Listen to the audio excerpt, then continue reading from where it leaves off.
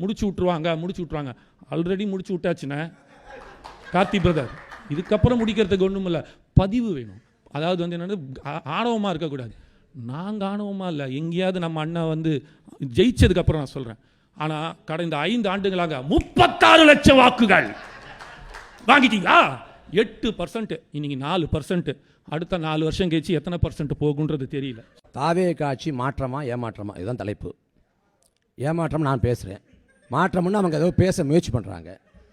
அப்போ மாற்றம் என்பதற்கான அந்த கருத்துக்களை வைக்கணும்.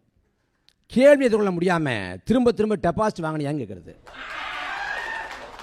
ஏன்னா அண்ணன் வந்து தாவே காவலை காமேஷ் அண்ணன் தாவே காவலை சேரலை. தமிழ்நாடு இளைஞர் மக்கள் கட்சின்னு அவர் கட்சி வச்சிருக்காரு. அந்த கட்சி போட்டிட்டு எந்த தேர்தலும் டெபாசிட் வாங்கலை.